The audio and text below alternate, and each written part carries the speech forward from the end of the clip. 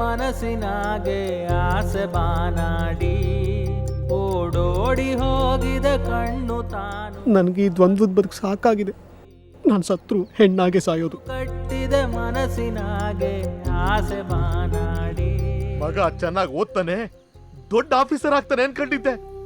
ಆಗ್ಲಿಲ್ಲ, ಹಾಳಾಗೋಗ್ಲಿ, ಮನೆಗೆ ಗಂಡು ಮಗ ಆಗ್ತಾನೆ ಅನ್ಕೊಂಡಿದ್ದೆ. ಅದು ಆಗೋ ಲಕ್ಷಣ ಕಾಣ್ತಾ ಇಲ್ವಲ್ಲೇ. ವರೆ ವರೆ ವರೆ ಗಂಡ ವಯ್ಯಾರಿ ನಾನು, ಸುರೆ ಸುರೆ ಸುರೆ ಮೊರೆ ಸಿಂಗಾರಿ ನಾನು. ನೀನ್ ತಗೋತಿರೋ ನಿರ್ಧಾರ ಸರಿಗಿಲ್ಲ. ಏನಾದರೂ ಆಗಲಿ, ನಾನು ಹೆಣ್ಣಾಗಬೇಕು ಅಷ್ಟೇ. ಈಗ ನಾವು ಅದೇ ಅಲ್ವಾ, ಬೇಕಾದಾಗ ಎಲ್ಲರೂ ಒಟ್ಟಿಗೆ ಸೇರ್ತೀವಿ, ಹೆಣ್ಣಾಗ್ತೀವಿ, ಸಂತೋಷವಾಗಿದೀವಲ್ವಾ. ನನಗೆ ನಾಟಕದ ಸುಳ್ಳಿನ ಬದುಕು ಬೇಕಾಗಿಲ್ಲ. ನಾನು ಹೆಣ್ಣಾಗಬೇಕು ಅಷ್ಟೇ. ಗಂಗಾ ನದಿ ಮಿಂದಾಯ್ತು, ಅಂಗಾಂಗವು ನೆಂದೋಯ್ತು, ಹುಟ್ಟೋದಷ್ಟೇ ಮುಖ್ಯ ಅಲ್ಲ ಕೇಳೆ ಅಕ್ಕಯ್ಯ. ಗಟ್ಟಿಯಾಗಿ ನಿಲ್ಲಬೇಕು ನಾವು ಅಮ್ಮಯ್ಯ. ರಾಧಕ್ಕ, ನಾನ್ ಮಾದೇಶ ಅಲ್ಲ, ನಿನ್ ತಂಗಿ ವಿದ್ಯಾ. ನಾನು ಬೇರೆ ಏನಾದರೂ ಕೆಲಸ ಮಾಡ್ಕೊಂಡಿರ್ತೀನಿ.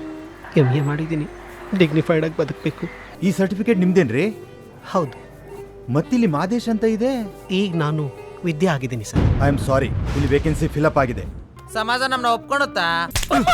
ನಮ್ಗೆ ಆಚ್ ಕಡೆಗೆ ಹೋದ್ರೆ ನಾಯಕಿಂತ ಕಡೆಯಾಗಿ ನೋಡ್ತಾರೆ.